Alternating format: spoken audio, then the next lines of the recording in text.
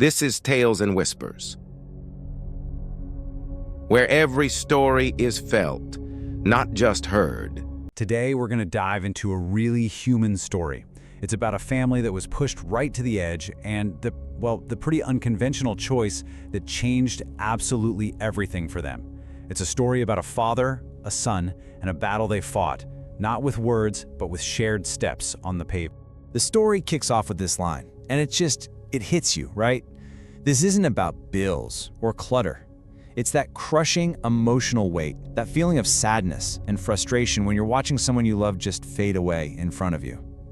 It sets a scene that, a lot of us can unfortunately understand. And that really gets to the heart of it.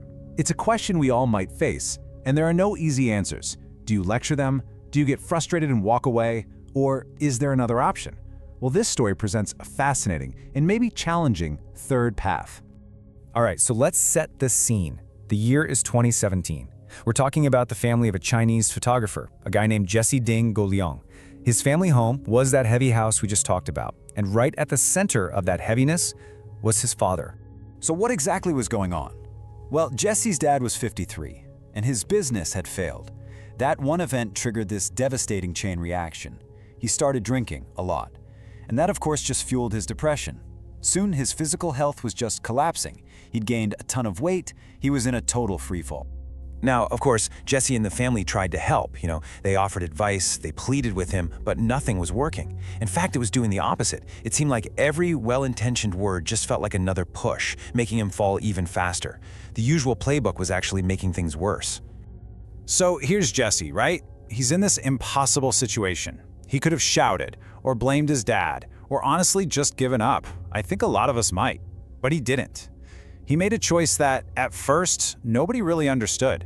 It was a truly strange decision. Instead of scolding his father, he decided he was going to join the battle with him. Instead of giving lectures, he chose to share the struggle. And instead of walking away in frustration, he did something that nobody, and I mean nobody, expected. He decided to intentionally gain weight himself. Yep, you heard that right. He purposely put on 10 kilograms, which is about 22 pounds. He let his own fitness go not because he gave up, but as the very first step in this radical plan to meet his father exactly where he was, in that same dark place. His actions sent a message that words just couldn't. It was this physical statement of solidarity. It basically said, hey, I see you, I see your struggle, and I'm not just gonna watch from the sidelines. I am getting into the trenches with you. We are in this together. And so, on March 10th, their journey began. And look, this wasn't some quick fix. This was a grueling 6-month commitment to climb out of that hole together, one really painful step at a time. In their journey, it had these clear milestones. It all started with just a single painful walk. A couple weeks later, they tried to run. A month in, they actually joined a gym. And to track it all, they took progress photos every 10 days, all the way to their finish line on September 30th. I mean, you have to picture that first day. The father was so out of shape, so defeated, he could barely even walk. He just kept his eyes glued to the ground, totally ashamed. Jesse didn't give some big motivational speech. He just said, let's just walk around the block. Then we can go home. A couple of weeks later, they tried to run. And right in the middle of it, his father just stopped, gasping for air, and he said those 3 words that are just so devastating to hear. I can't do it. It was this moment of complete self-doubt. And right here, this is the magic of what Jesse did.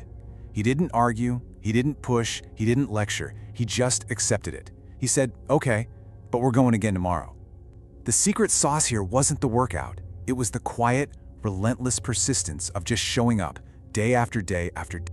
And this wasn't just a 2-man show for long. It turned into a whole system of support. That 10-day photo, that became their ritual. It was proof that things were changing, even when it felt impossibly slow. The mom, she became the foundation, quietly changing their meals, offering unspoken encouragement, and eventually, even Jesse's wife joined in, turning this personal struggle into a real family mission.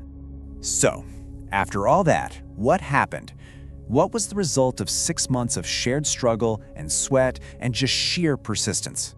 Well, the outcome was nothing short of a total transformation, both inside and out. Okay, just look at the numbers. They're staggering. The father lost over 20 kilograms. That's more than 44 pounds, and he quit drinking completely. Jesse and his family, they didn't just lose the weight he'd put on, they built this whole new healthy lifestyle. But look at that emotional column. That's where the real victory is. Because the biggest changes, you couldn't see them in a photograph. The father stopped feeling like a burden. He started to feel like he could actually begin again. For the whole family, love became something they did every day. What started as this crazy experiment, well, it became their new way of life. So, what do we take away from all this? I mean, this incredible story offers such a powerful, universal lesson about what it really means to support someone you care about. It kind of gives us a whole new definition of support, doesn't it? It's not about having all the right words or the perfect advice. True support is just the act of being present. It's sharing the journey, especially on the hard days, the days with zero visible progress, instead of just shouting instructions from the shore. The practical lesson here is so simple, but it's really profound. It just challenges us to shift our whole perspective. Before you tell someone who's fallen down to just get up, maybe the first move is to extend a hand and offer to walk with them, even if it's just for one step. And that leaves us with this final thought. It's a question to really think about in our own lives, in our own relationships. What if the people we love, the ones who are struggling, what if they don't actually need another lecture from us? What if, all this time, what they really, truly needed was just a partner for the journey?